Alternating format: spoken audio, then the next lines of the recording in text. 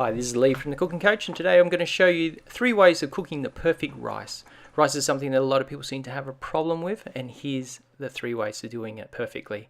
The first method is obviously the rice cooker method. All you have to do is follow the instructions of the rice cooker, wash your rice, put your water in and press the button, and it's easy.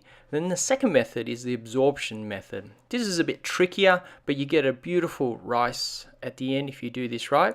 The trick is first to wash the rice until the water is starting to go clear. So it takes often about 3 to 4 times, but after that you fill the water. So if you have about 2 cups of rice, you'll need about 3 cups of water. So it's 1.5 to the rice.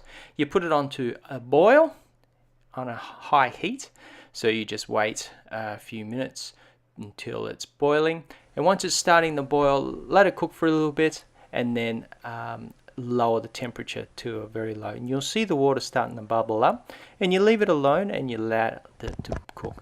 After a while you'll see that the water is being evaporated, and then you turn the heat off, and then you cover it for about 10 minutes. Don't touch it. It's very important that you don't touch it. So you leave it for 10 minutes, but after 10 minutes, it's ready to go. Give it a bit of a spoon and shake around, and oh, look at that, perfect rice.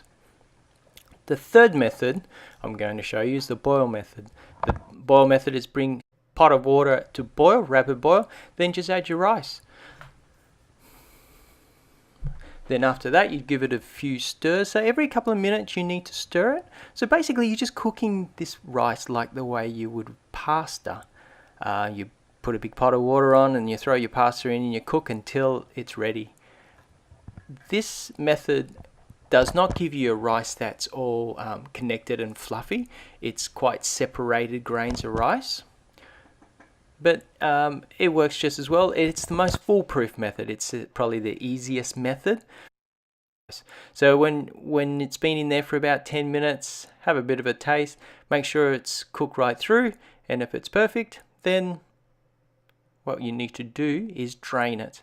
Once you've drained it through a strainer, you need to cool it down with some cold water until it's cool.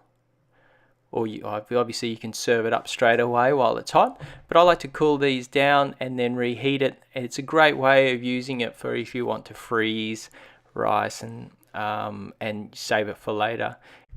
And there you go, that's how you cook perfect rice. Leave any comments if you have any questions.